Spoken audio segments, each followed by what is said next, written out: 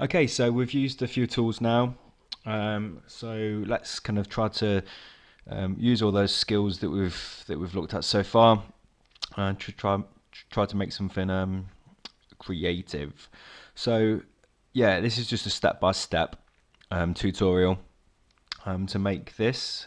Just a tiny bit of typography that I put together. Really simple. It uses the text tool. It uses the Pathfinder, and it uses a new thing that you've not seen yet called, well, it's patterns. It's how to make patterns. The color palette, I've probably said before that I'm useless at color, and I generally steal color from different designs.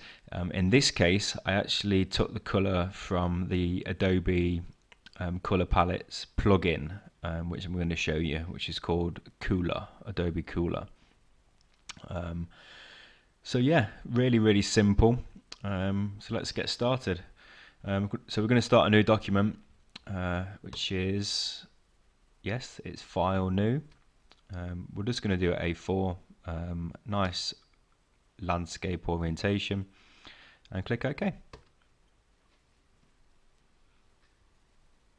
Okay, so, oh, what are you doing there? Warranty, blah blah blah. Quit? Do you think? Yeah, let's quit. Okay, yeah. So this is our platform. So write a word, any word you want. I wrote create last time. Write your own name, but we're going to do it in capital letters. So let's try and do it again. So CREATE.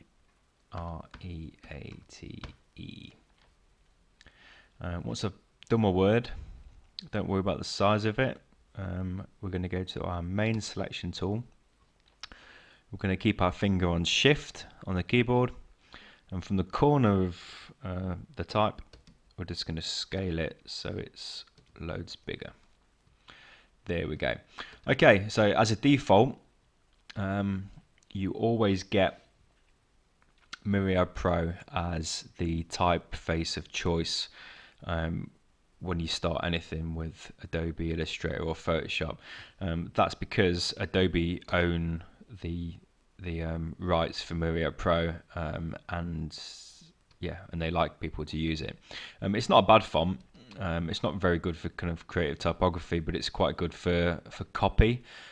So kind of big blocks of text, like magazine text, and anything that you need to kind of have loads and loads of lines and quite small type. But anyway, it's rubbish. So we are going to use a font called Bebas New, or Bebas New, which hopefully you guys have got installed. If you haven't, we can install it. So there we go. So Bebas New is really nice sans serif font. It's quite tall. So the actual ascenders of each type are quite tall, and they're quite kind of squared off. I think this is I think it's a grotesque font, which we're going to learn all about. Okay, so the task you've got as a designer, especially when working with type, is to be critical about the type. Don't just settle with the first thing that you see just because that's the way it is. You've got control over it. So looking at this, I don't like the letter R on the type. I don't like how, if you look at it, I don't particularly like how it kind of curls down like that, because no other type within the typeface kind of has that. Often you find that letter R's within a typeface, they'll often be quite kind of standalone in terms of design. The G's as well, capital G's, are often kind of designed to be a bit quirky as opposed to the other letters. So yeah, I don't like it. So this is what I'm going to do. I'm going to copy and paste that type to start off with. So select it, Control C on the keyboard, and then Control excuse me, Control F or Control V. They do the same thing. Control V pastes it in a random place, whereas Control F we'll paste it smack on top, so then you can just move it up. Okay, I don't like the A as well. The A is okay. I'm going to tweak it a little bit. So what I'm going to do with my copy, double click on it. I'm going to type a capital P, a couple of spaces, and then I'm going to do the letter V. So there we go. So ultimately, what I'm going to do is replace the letter R with the letter P and make my own R out of this letter P. I'm going to do the same thing with this V. So typefaces, or when you use the type tool in Illustrator, that type is still editable as a word until you do something differently. You'll notice if I grab my direct selection tool, I can't directly select anchor points at the moment because it's still a type layer. So what we need to do is we need to convert it from a type layer into an object. And as I've said before, objects are editable because they're all made up of anchor points. So it's really easy to convert a bit of type to an object. You just right click on it with the selection tool, either one of the selection tools, and go to create outlines. So there you go. So once you've done that, you can actually see all the anchor points that make up that letter and all of the curves and so on. Okay, so we're going to do the same thing with this P and V as well. So we're going to right click, create outlines, and there we go. Right, so you'll also notice that everything's grouped together. So when you create outlines or expand a type, we sometimes call it expanding, those letters are still grouped as if it's one word. So to ungroup them, you can right click and go to ungroup. We're not going to do it with this word at the moment, but we are going to do it with this P and V. So right click, ungroup. So now with the main selection tool, when I select it, I can select each individual letter one at a time. I'm also going to just change the colour of those two just for the time being, so we can see them separately from these. Right, the V needs to be twisted upside down because that's going to become an A. So let's start off doing that. So we're going to select the V with the main selection tool. So, which is funny enough, the shortcut is V. We're going to go right to the corner so you can see the cursor change to this symbol, and then we're just going to flip it around. So to flip it around in even proportions, hold shift, and then it does it in little 45-degree increments. So there we go. So now I'm going to move that over, plonk that over where the A is, just on top of it. So the kerning stays the same, so the gaps in between the letters are consistent. Then with my direct selection tool, I can directly select the A behind it and hit delete. Oh, I've got a copy there. Okay, cool. So likewise, we're going to do the same thing with this P, which is going to become our R. So just place it on top so it lines up, and then with the direct selection tool, because we're directly selecting something, click in the middle and then hit delete. Excellent. So we've now got CPE 8. Right. So yeah. Type is all about balance, so you'll notice with this kind of typeface, the weight or the width, my phone's going off, the width is pretty much consistent all the way around the outside of the font, so it's very well balanced. So if we want to put like an extra arm here, or leg technically, for the P, it's good to try to match the width of this stem here. So what we're going to do is grab our rectangle tool, just zoom in a little bit with Control Plus. It's nice to work close in, and we're just going to just draw a little rectangle, which is going to become our leg. Okay, so this is going to get kind of moved over. That looks totally rubbish. In fact, let me just change the color to red. Yeah, that kind of looks pretty pants. So we're going to give it a little bit of rotation and just move it into a nice space. Okay, so what I've done there is just expanded that rectangle out a little bit at the bottom, because what we don't want is it to kind of just creep up at an angle like this. So expanding it out gives us enough room to then crop the bottom off. And yeah, so this is where the Pathfinder comes in. So remember, from the last tutorial, we used the Pathfinder.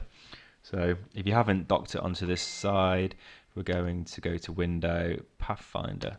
And whilst you do that, I'm going to turn my phone off because it's highly annoying.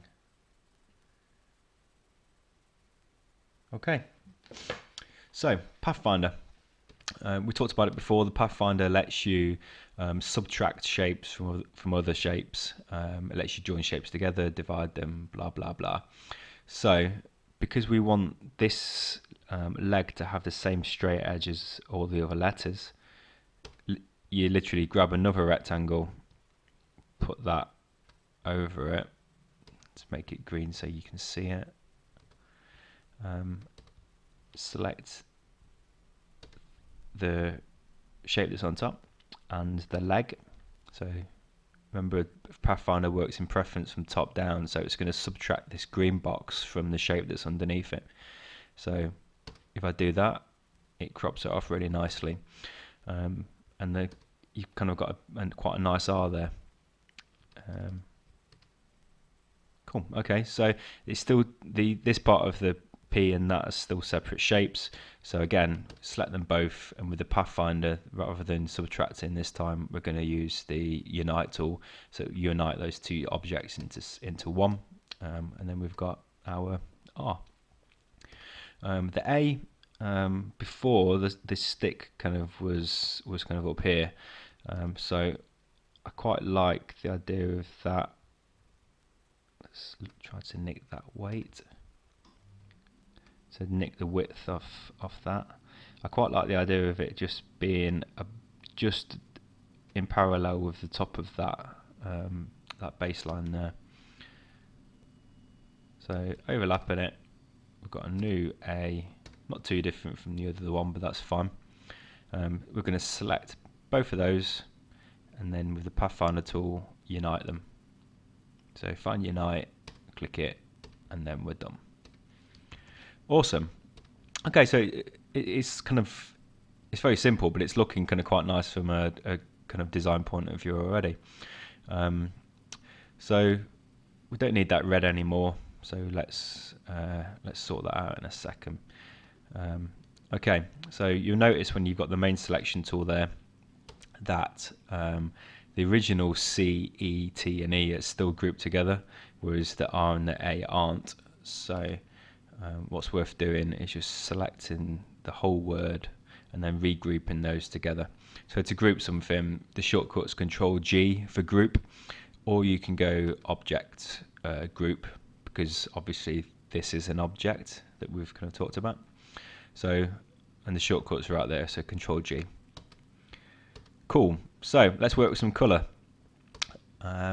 So I said before, the colour palette that I stole or used, I didn't really steal it because it's free, was from the Adobe colour website called Cooler, which you can go to either on the internet, but what you've got within After Effects, Illustrator and Photoshop is actually a plugin installed straight away. So the plugin for Cooler is Window, Extensions, and then Cooler. and hopefully if your internet's working, it should make a link to the Cooler website, which appears in this palette kind of form. Okay, so palettes are great because you can see all of the colors within a palette working with each other. So you know exactly that kind of shade of pink is going to work with that shade of white, and that shade of blue and yellow and so on. So it's nice because if you can see them working together there, you know that they're going to work together well, like here on your object. Right, so in order to load a palette into Illustrator, it's dead simple. Just go through, find one that you like. The setting's on highest rated at the moment, so you can flick through to different highly rated palettes. And guaranteed, if you look at these palettes and then look at kind of pieces of graphic design that are on the high street in poster forms or business cards or whatever, you'll notice these color ranges being out there. So color goes in and out of fashion as much as clothes does, or anything else that goes in and out of fashion. I like this one. So I like this one called C504. So what I'm going to do is I'm going to click on it, so to highlight it, and then if you follow that to the bottom, you've got a little icon here which is add selected theme to swatches. So if you press that, you'll notice that color palette or that color swatch appears in our program file color swatches, which makes it really easy to use because we can just kind of pick from it as if it's kind of a paint palette. Awesome. So I've got my color sorted out. I've got that made. So I'm just going to start to work with some color. So I'm going to make this one this blue. So I'm going to select the whole thing. And then as long as the fill color is on the front, so is above the stroke and the thing there, it will turn that to that bluey grey color. And I'm going to copy it again. So Control C, Control F or V. And I'm just going to shift that copy up a bit and make this one this color. And then I'm going to do the same thing again. So Control C, Control F. I'm just going to move that one up here, just slightly out of the page. That one's going to be, yeah, that's going to be that white color, I think. Excellent. And then one more time, so we can have 4 copies of the same word. Cool. Okay, so going back to my example that I made over there, typography doesn't always have to be readable. Often it's about being an art form in its own state as opposed to a practical thing that you're used to kind of in books. Typography is just a way of expressing kind of emotion and graphic ideas using pre-existing shapes. That's why it's so popular, because a lot of the shapes already exist within typefaces. So yeah, so don't kind of like worry about the fact that there isn't like a solid kind of like C all the way around, because it really doesn't matter. So there's no kind of like solid C here or solid R to make you read the word create like easily. Sometimes it's design's about kind of a challenge. So yeah, that's what I've made, and that's what you guys are making. So let's go back. Yeah, you see this stripe here? That's a pattern. So let's make a pattern really easily. So we're going to use the line tool. We're going to have a stroke instead of a fill. So we're going to click on the stroke and bring that to the front. So it hasn't got a fill anymore and it's only got a stroke. And we're going to make that stroke pink. So we're going to make a diagonal line. And if you want to change the size of that stroke, we looked at it in the first session, you can change the size of the stroke at the top there. So the weight of the stroke, should really use the right language. So let's make that weight kind of a bit bigger. So I've made mine a 4 point instead of a 1 point. Awesome. So patterns work by taking one object and then tiling it into different kind of patterns.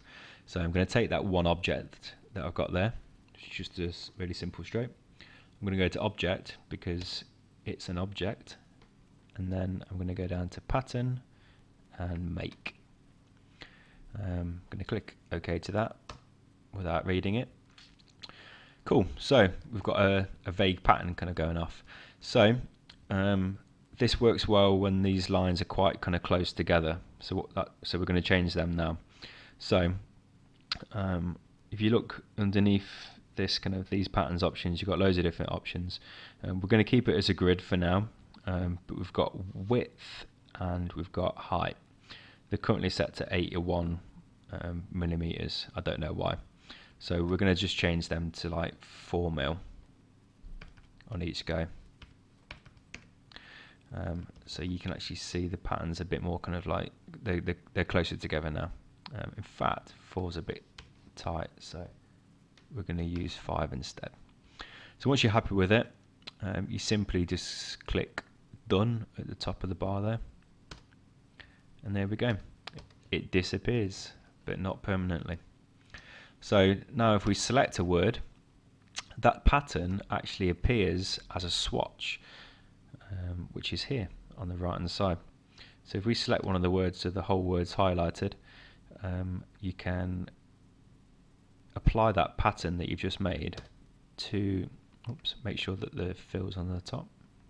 You can apply that pattern to the fill, and then it becomes, the object becomes a formed version of that pattern. Awesome.